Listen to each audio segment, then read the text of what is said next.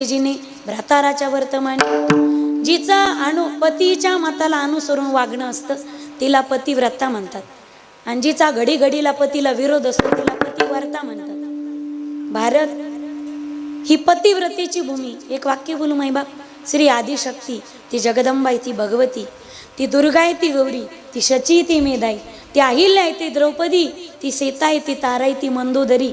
श्री क्षणाची जरी पत्नी असली तरी ती अनंत कालाची माता आहे।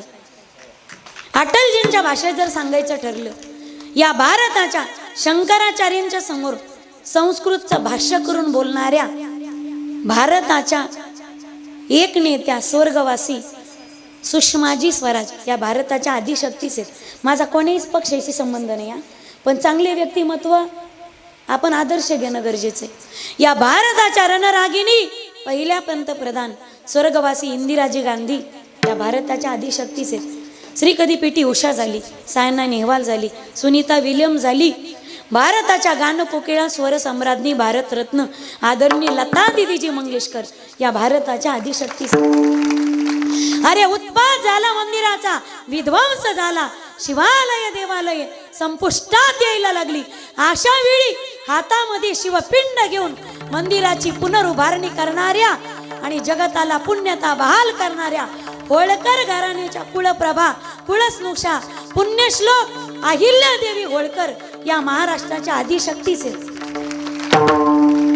जेवढ्या ज्योतिर्लिंगाचा उद्धार असेल ना भारतामध्ये, जेवढी भगवान शिवजीची मंदिर आहेत आणि जेवढे हेंबाडपंथी मंदिर आहेत, सगळ्या मंदिराचा जीर्णोद्धार राजमाता पुण्यश्लोक अहिल्यादेवी होळकरांनी केलेला आहे।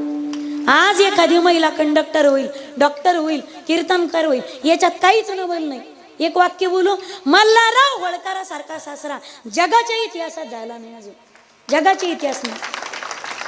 अरे स्वतःच्या घराण्याचा कुलदीपक गेला, हिमालयासारखं संकट होतं अहिल्यादेवी होळकरांच्या समोर माईबाप, पती गेला पाहता पाहता, पण हिमालयासारख्या संकटाला या रणरागिणीनं निधड्या छातीनं संकटाला सामोरं गेल्या, घोड्यावरती स्वार झाल्या।